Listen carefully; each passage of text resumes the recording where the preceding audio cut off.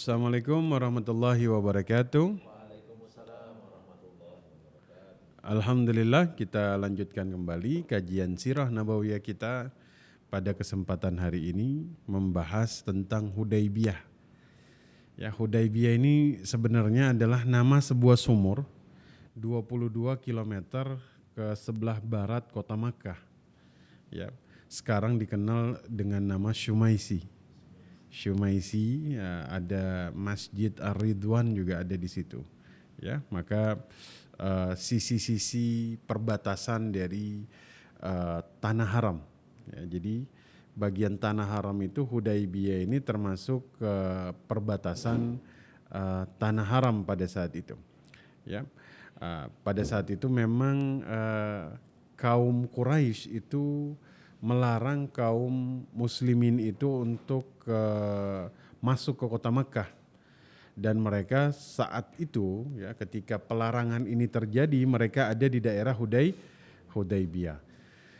Jadi memang jaraknya itu 1 tahun dari perang Khandaq. Perang Khandaq dengan perang Uhud beda satu tahun. Jadi betul ya tahun demi tahun itu tidak terlewatkan tanpa ada sebuah peristiwa. Ya, jadi ini luar biasa sekali. Ya. Nah, maka Rasul Shallallahu Alaihi Wasallam itu pada bulan Dzulqa'dah. Ya, Dzulqa'dah ini kalau bahasa, jadi nama bulan itu berdasarkan nama situasi ya. Dzulqa'dah, Dzulqa'dah.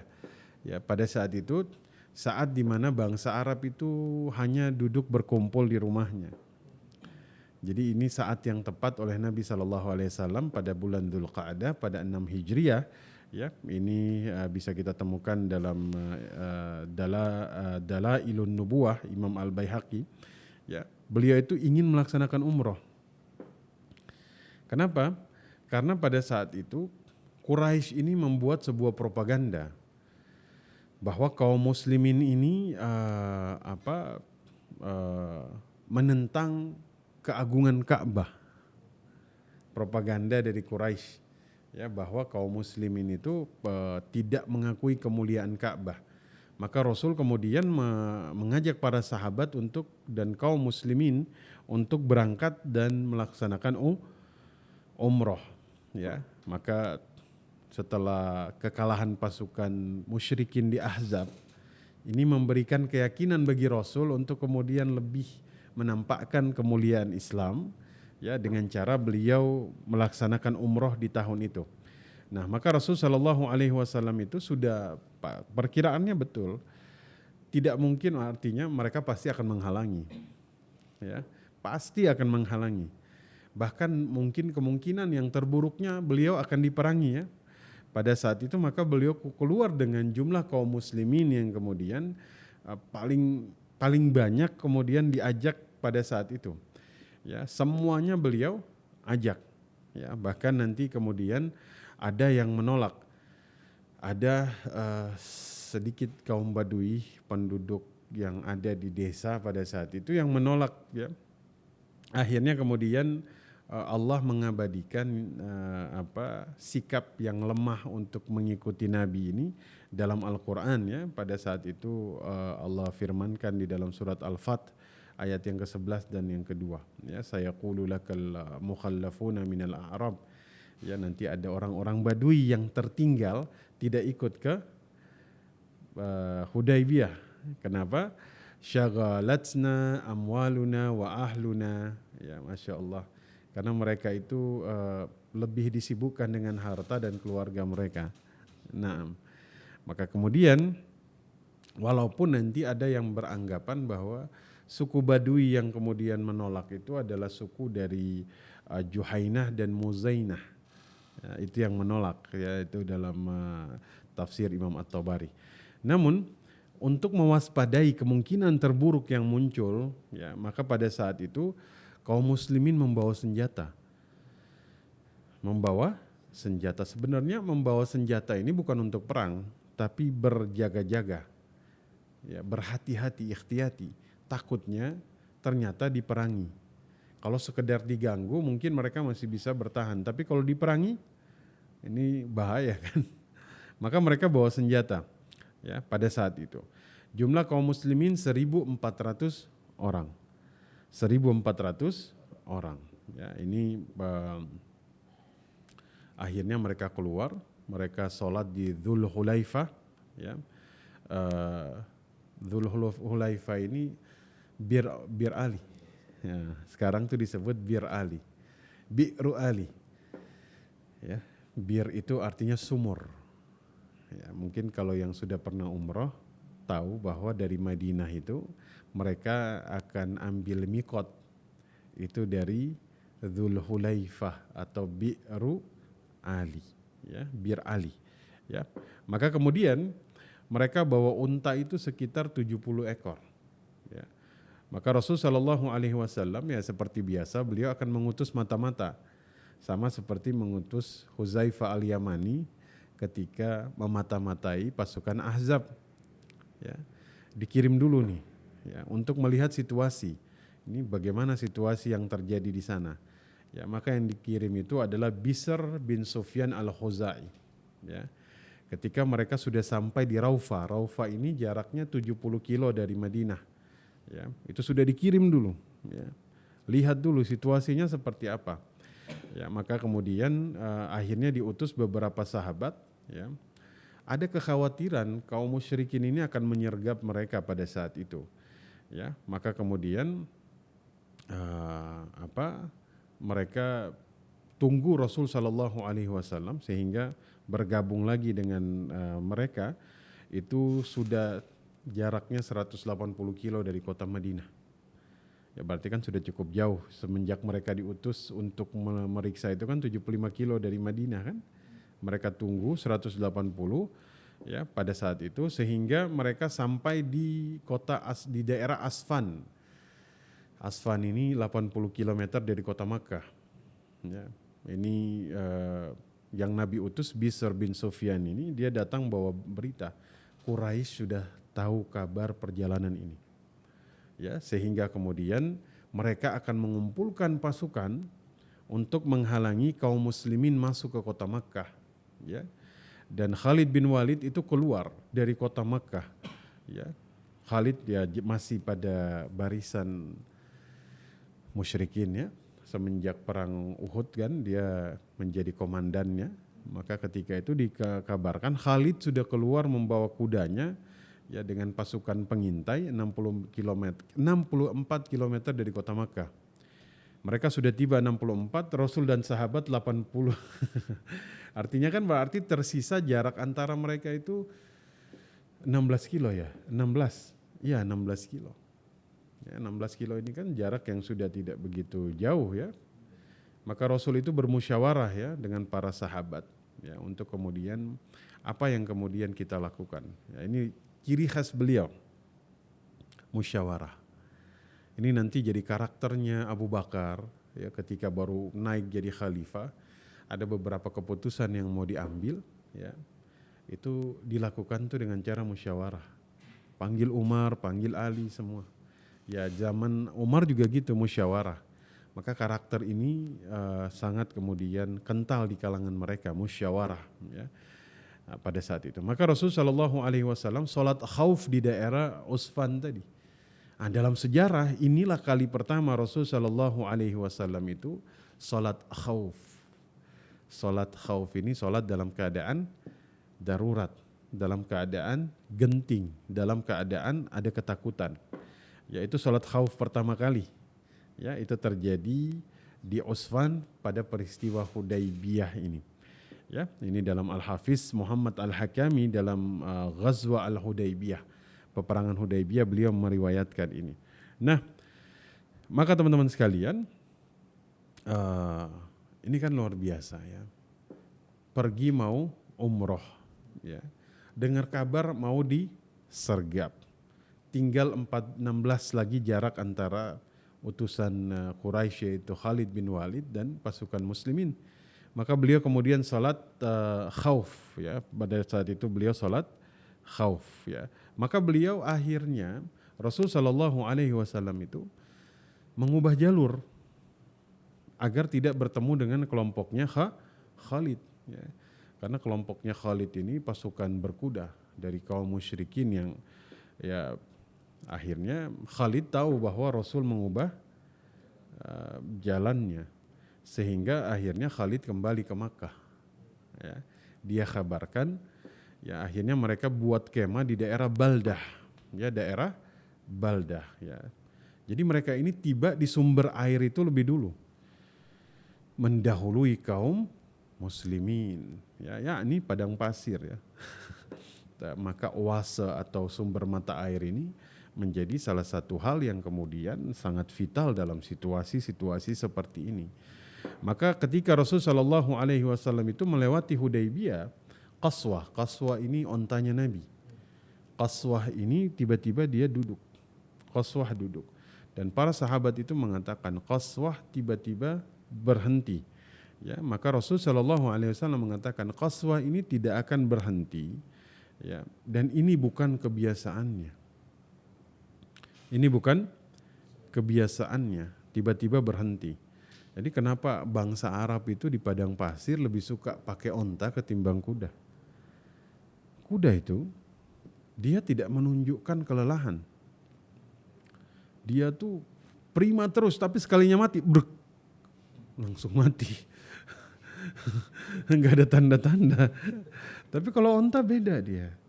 Dia kalau lagi jalan, walaupun dia tidak kencang, tapi kalau dia capek dia akan duduk. Nah, tapi Qaswah duduk bukan karena capek. Tapi kata Rasul ini di luar kebiasaannya. Ya. Tetapi dia ditahan oleh yang menahan tentara Abraha. Allah. Dia ditahan oleh yang menahan tentara Abraha. Ini kemudian Rasulullah SAW ditujukan kepada Allah. Allah sedang menahan Qaswah. Sehingga kemudian demi Allah, ya, demi Allah kata Nabi SAW, ya, beliau kemudian mengalihkan perjalanan dari Makkah ke Hudaybiyah. Ini luar biasa. Qaswah Allah tahan agar kemudian mereka alihkan menuju Hudaybiyah. Lalu mereka singgah di sebuah sumur yang airnya sedikit. Ini mukjizat seperti terjadi pada perang Khandaq. Ya, ini mukjizat yang terjadi pada saat itu. Mereka semua mengatakan kepada Rasul, ya Rasul, ya atish, aus pada saat itu. Sehingga Rasulullah SAW mengambil anak panah pada saat itu. Beliau perintahkan untuk diletakkan di dalam sumur. Ya, kemudian mereka minum. Semuanya kebagian minum sehingga mereka merasa sejuk yang sangat luar biasa dengan sumur tersebut. Ya Allah, Masya Allah. Ya, ini dalam Musnad Imam Ahmad beliau menceritakan ini. Ya, diletakkan panah, kemudian sumur itu jadi segar. Ya, antum jangan diikuti, jangan dicoba. Ini Rasul. Ya, jangan dicoba kayak Rasul. Jabir bin Abdullah masaknya cuma sekuali, yang dipanggil 1000 orang cukup. Rasul yang manggil. Ya, jangan diikutin. Ini mukjizat. Kalau kita berani-beraninya sekuali panggil 1000 orang, Masya Allah, gak akan cukup.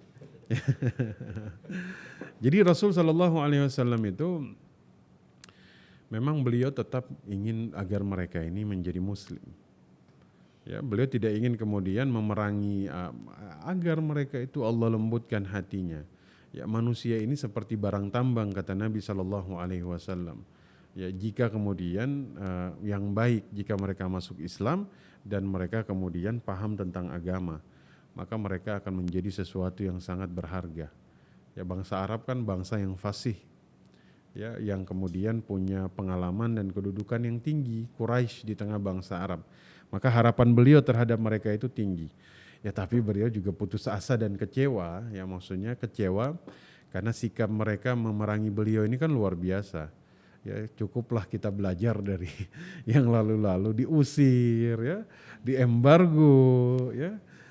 Maka kemudian itulah, ya. Nah, maka kemudian Nabi SAW itu ya beliau netral. Beliau kirim utusan, bilang kami itu tidak ingin berperang, kami hanya ingin ziarah ke Ka'bah. Ingin umroh, gak ada niat apa-apa. pada saat itu. Ya, sehingga kemudian dikatakan bahwasanya Quraisy itu sudah merapatkan barisan untuk menghalau kaum muslimin masuk ke kota Makkah. Ya, sudah dijelaskan tujuan kami bukan untuk perang, kami ingin ziarah atau umroh pada saat itu. Ya, maka kemudian Quraisy itu mengatakan walaupun dia datang hanya dengan tujuan itu, demi Allah kata mereka, dia tidak akan memasukinya selamanya. Ya, agar orang-orang Arab tidak akan bercerita tentang itu nanti. Ya, tapi yang luar biasanya, ya inilah demi Allah, mereka selalu bersumpah atas nama Allah. Ya, karena secara rububiyah, tapi secara uluhiyah, secara penyembahan mereka nggak menyembah, mereka gagal di situ.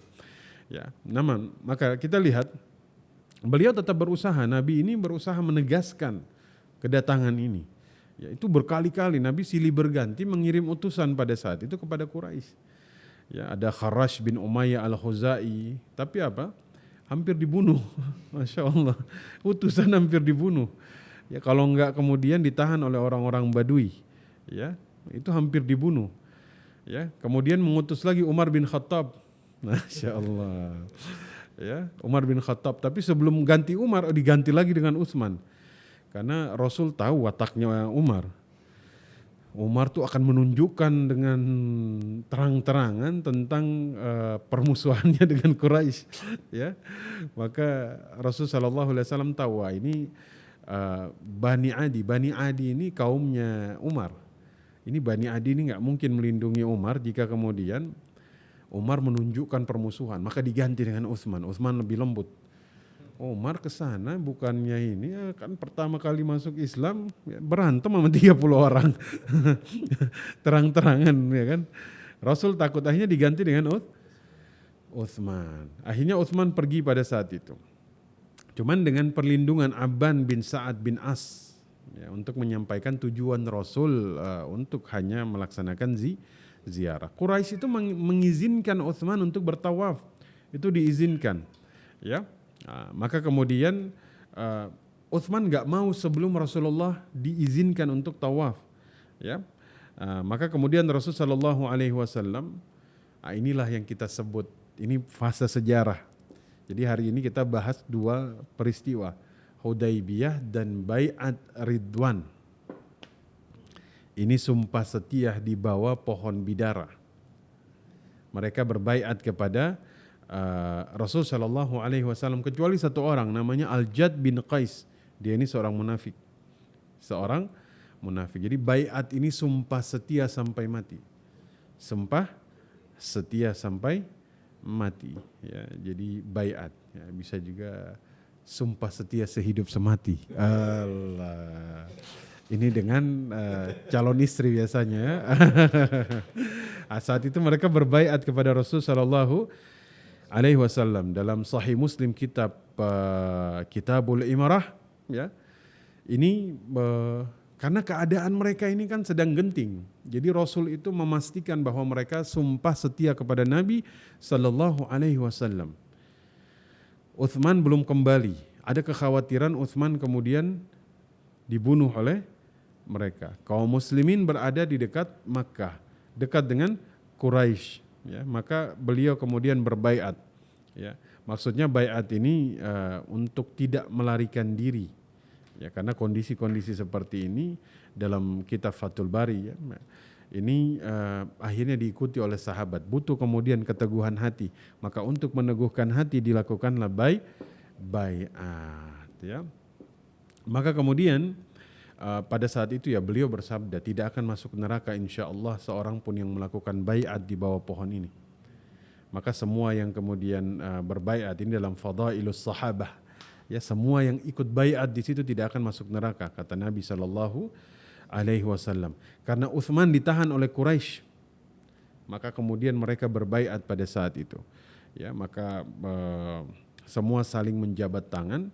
Ya, hadza li Utsman, ini untuk Utsman katanya. Masya Allah, ini luar biasa ya. Mungkin bagi beberapa orang yang imannya nggak kuat dia sudah kabur sudah. Utsman sudah ditahan, pasti sudah dibunuh. Gak lama lagi kita, Masya Allah, mereka berbaiat. Maka pada saat itu Quraisy akhirnya mengutus beberapa orang untuk saling tawar-menawar, termasuk Urwa bin Mas'ud Ats-Tsaqafi. Nah, dia melihat betapa kaum muslimin ini mengagungkan Rasul sallallahu alaihi wasallam. Maka nanti ya teman-teman masih ingat ketika kemudian peristiwa di mana Abu Sufyan mengatakan wallahi ma ra'aitu ahadun, saya tidak pernah melihat seseorang mengagungkan seseorang yang lain seperti pengagungannya sahabat-sahabat Muhammad. Ini Urwa Ats-Tsaqafi bin Mas'ud Ats-Tsaqafi mengatakan hal yang sama. Luar biasa, mereka tuh rela berkorban dan taat kepada Nabi mereka. Ya. Maka kemudian ketika dia kembali kepada Quraisy dia bilang, Quraisy tanya, kaum seperti apa itu? Ya. Dia bilang, demi Allah, aku sudah pernah diutus menemui raja-raja. Raja Kaisar Romawi, Raja Kisra Persia, Najasyi, demi Allah katanya. Aku tidak melihat seorang raja lebih diagungkan sebagaimana sahabat Muhammad mengagungkan Muhammad. Allahu Akbar. Dalam kitab Fathul Bari beliau kemudian mengutip hadis dari Sahih Bukhari Muslim ini. Maka Quraisy kemudian mengirim lagi utusan. Jadi ini saling mengirimkan utusan pada saat itu. Ya. Sehingga kemudian pada saat itu akhirnya dikirimlah Suhail bin Amr.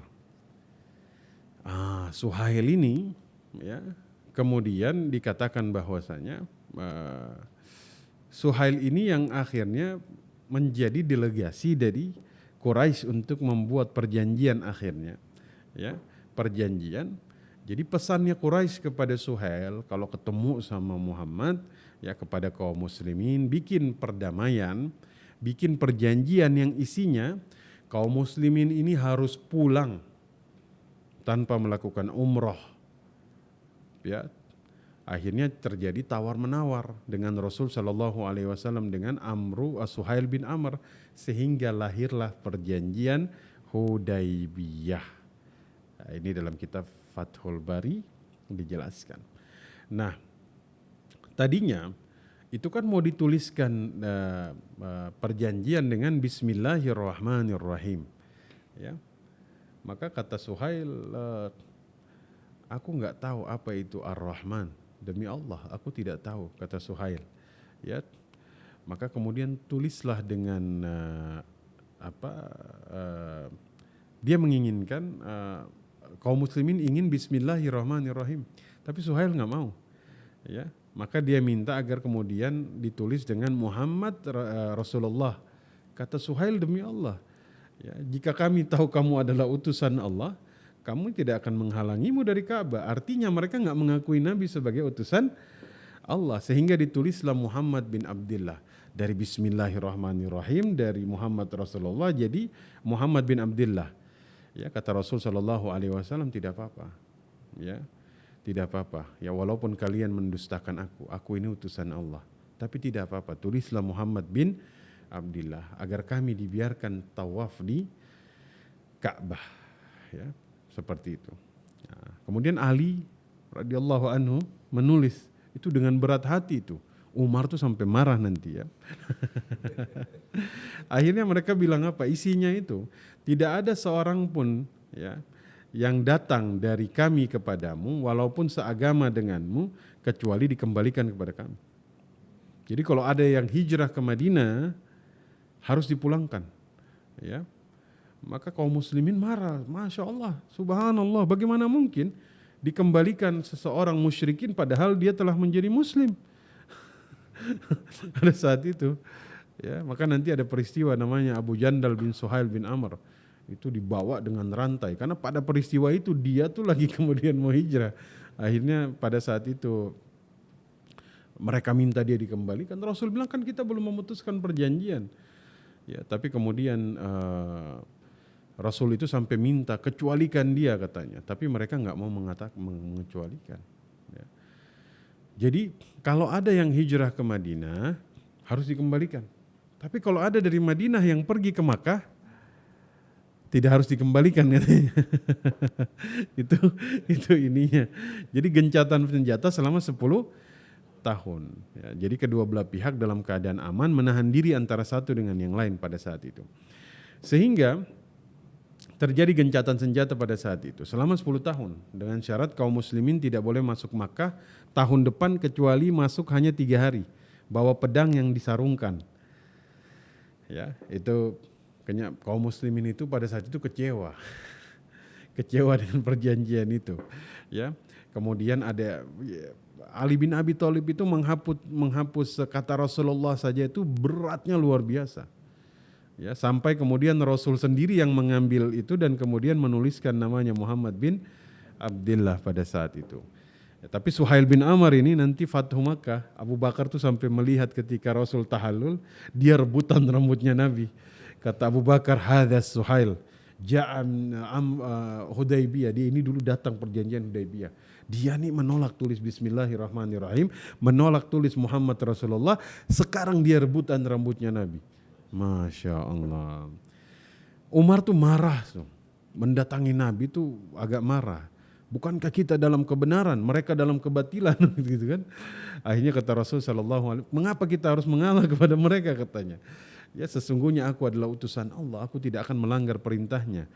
Ya, sehingga kemudian Umar tuh menyesal pada saat itu ketika dia terlihat seakan-akan dia menyelisihi Nabi, sehingga dia mengatakan saya senantiasa berpuasa, bersedekah, memerdekakan budak karena sebagai ganti yang aku lakukan ketika menyelisihi Nabi dalam perjanjian Hudaybiyah. Ya, rasa karena dia mengajukan keberatan pada saat itu, menyesal sampai banyak berpuasa, banyak bersedekah, memerdekakan budak.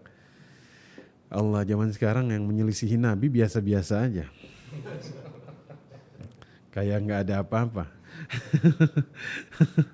Ya, Umar itu penyesalannya membuat dia sampai sedemikian rupa. Ya Allah, ampuni dosa-dosa kita yang mungkin nggak sengaja ya. Pernah kemudian tidak ada penyesalan seperti penyesalannya Umar bin Khattab. Masya Allah, Masya Allah. Ya, maka kemudian hatta sudah selesai perjanjian, Nabi itu masih diganggu. Masih diganggu. Ya, ada yang 30 orang pemuda Quraisy itu melempar perkemahannya Nabi. Ya. Tapi Nabi tangkap dikembalikan lagi. Ya, artinya Masya Allah. Ya, Nabi kita ini luar biasa. Walaupun sudah ada pelanggaran-pelanggaran. Ya. Sehingga akhirnya kaum muslimin akhirnya mereka harus menyembelih korban yang mereka bawa. Ya, karena mereka kan sudah niat umroh kemudian tertahan. Tidak sempat menyelesaikan umrah, maka mereka harus menyembelih itu. Karena dalam Al-Quran kan, faman kana minkum maridan aw bihi adzam man ra'sihi, ya mereka harus fidyahnya itu diinikan. Taib, maka mereka itu tinggal di Hudaybiyah itu selama 20 hari. Ketika kemudian tertahan, ya mereka pulang itu sekitar 1,5 bulan pada saat itu. Nah, di tengah perjalanan pulang, ya itu bahkan mereka ini ketiduran. Bilal tuh ketiduran, nggak ada yang membangunkan, ya itu tidak bangun kecuali sinar matahari pagi. Nah, akhirnya mereka sholat subuh untuk mengqadha. Inilah pegangan untuk mengqadha sholat, ya karena pada saat itu hatta Bilal ketiduran. Ya, nah pada saat itu memang muncul mukjizat juga. Jadi Nabi ini Masya Allah selalu muncul mukjizat di tengah-tengah peristiwa-peristiwa yang terjadi pada saat itu. Ya, mereka pulang, mereka bawa makanan, ya. Maka kemudian Rasul suruh mereka kumpulkan makanan, ya. Kambing terkumpul, jumlah mereka 1.400 orang, semuanya makan sampai kenyang. 1.400 orang hanya makan beberapa ekor kambing. Ini luar biasa. Ya, mereka wudhu pada saat itu, datang seseorang bawa gelas kecil miliknya, hanya ada beberapa tetes, Rasul tuangkan di tempat air, 1.400 orang wudhu dari tempat yang tersebut. Allahu Akbar. Dalam Sahih Muslim Al-Luqatah, Masya Allah, dalam bab Al-Luqatah kita meyakini Nabi SAW dengan segala kelebihan yang Allah berikan. Ketika mereka pulang ke Madinah, turunlah ayat Inna fatahna laka fatham mubina. Sesungguhnya kami telah memberikan kemenangan yang nyata kepada kalian. Rasul tuh ketika menyampaikan ini sebagai kegembiraan turunnya ayat, ya, aku diberikan sebuah ayat oleh Allah Subhanahu wa taala yang lebih aku cintai dari terbitnya matahari. Masya Allah. Kata Anas bin Malik, Inna fatahna laka fatham mubina, yaitu Hudaybiyah. kalian mendapatkan kemenangan yang nyata. Apa yang Allah berikan kepada kami ini? Padahal kan dalam pandangan kami tadi mereka bilang kita mengalami kekalahan dengan isi perjanjian yang merugikan. Tapi turun ayat inna fatahna laka fatham mubina. Masya Allah. Sehingga kemudian dibacakan kepada kaum muslimin inna fatahna laka fatham mubina. Ya Rasulullah, apakah ini kemenangan? Naam, ini kemenangan. Ya, demi Allah yang jiwaku berada di tangannya, ini adalah sebuah kemenangan. Sehingga kesedihan mereka atas isi perjanjian berubah menjadi kegembiraan. Fatham mubina, ini adalah kemenangan yang nyata. Ya, sehingga kemudian ternyata memang isi perjanjian ini justru itu adalah nanti merupakan salah satu keuntungan kaum muslimin. Ya, sehingga nanti itu adalah nanti penaklukan kota Makkah itu ya itu terjadi di situ. Karena pelanggaran perjanjian Hudaybiyah. Ya, maka Rasulullah SAW pada saat itu mulai banyak wanita yang kemudian hijrah, ya, Ummu Kulsum bin Uqbah bin Abi Mu'id, ya, bahkan nanti Khalid bin Walid itu hijrah. Khalid bin Walid dan Amr bin As. Ini kan Amr bin As kalau masih ingat, ini seorang sahabat yang dulu diutus untuk menegosiasi Raja Najasyi untuk mengembalikan.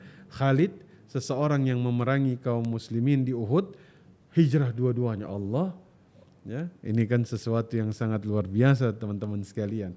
Orang yang benci, ya inilah, ya, benci dan cinta itu tipis. Ini membolak-balikan hati itu secepat, ya. Makanya wa ya muqallibal qulub, yang maha membolak-balikan hati, tsabbit qalbi ala dinik. Ya, tetapkan hati kami di dalam agamamu ya Allah. Hidayah ini luar biasa. Ya, kita minta kepada Allah semoga Allah meneguhkan hati-hati kita. Ya, jadi perjanjian Hudaybiyah ini terjadi 17 sampai 18 bulan. Nanti Quraisy melanggar sehingga kemudian dilakukanlah Fathu Makkah, penaklukan kota Makkah. Naam, insyaallah kita akan melanjutkan di pertemuan berikut. Kita tutup dengan doa kafaratul majlis. Subhanaka Allahumma wa bihamdika asyhadu an la ilaha illa anta astaghfiruka wa atubu ilaik. Assalamualaikum warahmatullahi wabarakatuh.